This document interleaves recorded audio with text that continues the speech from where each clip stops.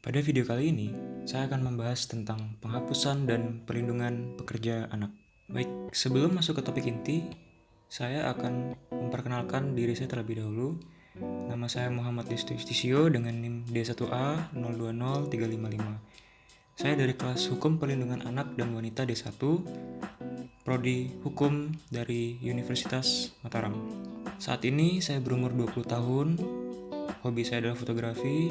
Saya memulai fotografi pada bangku kelas 2 SMA dan mengikuti ekstrakurikuler jurnalistik.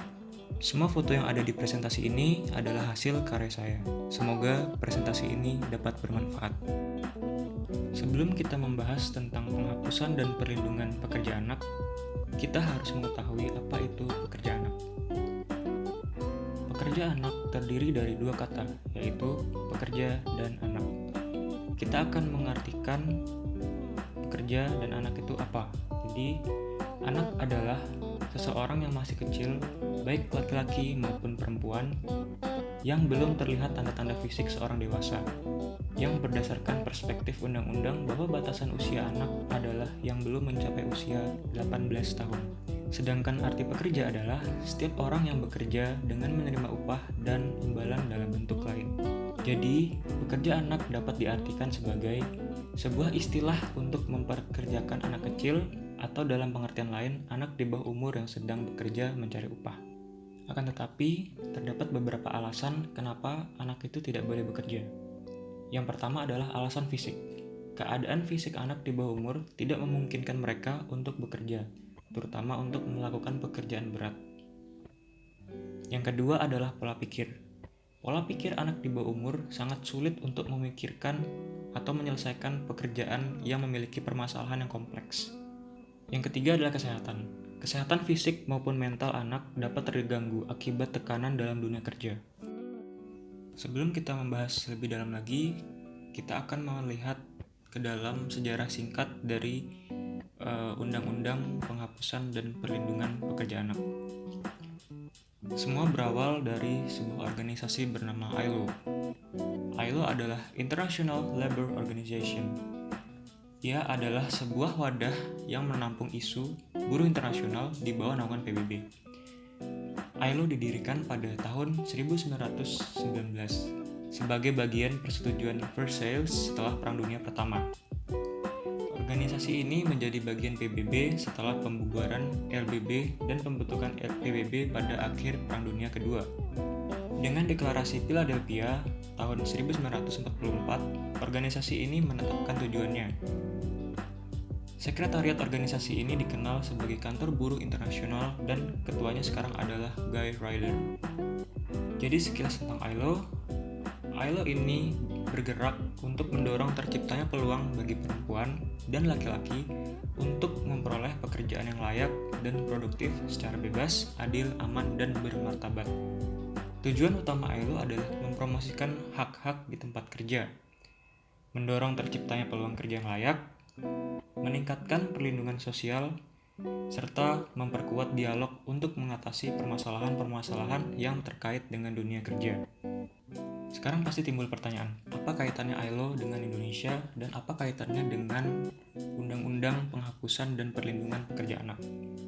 Jadi, Undang-Undang Perlindungan Pekerja Anak di Indonesia itu mengacu pada keputusan Konvensi International Labour Organization atau ILO nomor 182 tahun 1999 mengenai pelanggaran dan tindakan segera penghapusan bentuk-bentuk kerja terburuk untuk anak yang kemudian disetujui pada Konferensi Ketenagakerjaan Tingkat Internasional ke-80 tanggal 17 Juni 1999.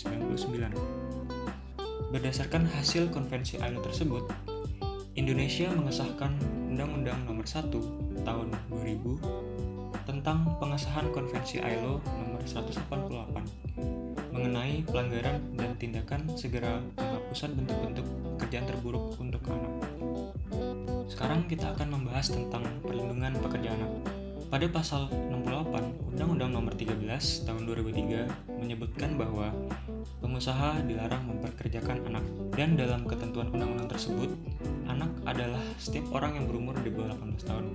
Berarti 18 tahun adalah usia minimum yang diperbolehkan pemerintah untuk bekerja. Namun, di dalam undang-undang yang sama, pasal 69, 70, dan 71 menjelaskan pengecualian bagi anak usia 13-15 tahun diizinkan untuk melakukan pekerjaan yang ringan sepanjang tidak mengganggu perkembangan dan kesehatan fisik, mental, serta sosial.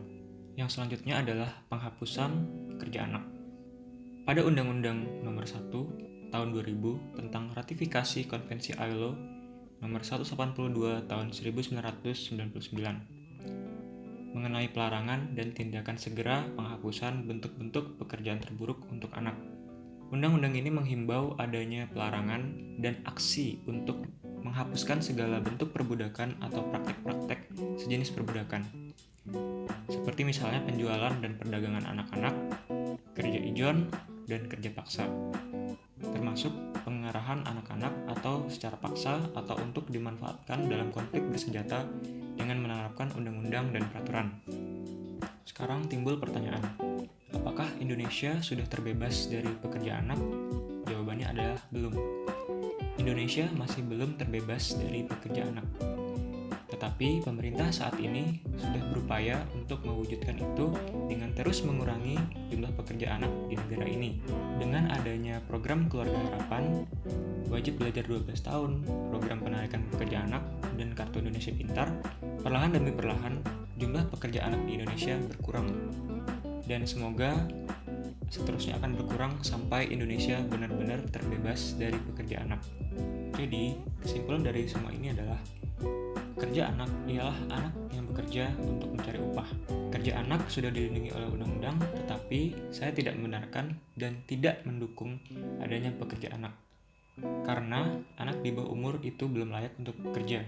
Sudah sepantasnya anak-anak ini memiliki masa kecil yang bahagia dan masa depan yang cemerlang. Oleh karena itu, semoga pemerintah dengan secara tegas benar-benar menghapus segala adanya kerja anak.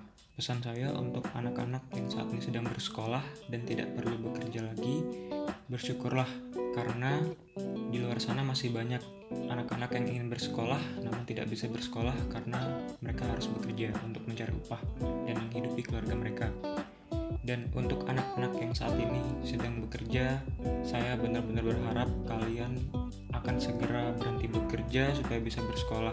Saya berharap keadaan kalian akan segera membaik dan semoga pemerintah akan bertindak dengan cepat dan semoga Tuhan menyertai kita semua. Sekian presentasi dari saya, kurang lebihnya mohon maaf. Terima kasih dan tolong jangan lupa subscribe channel ini ya.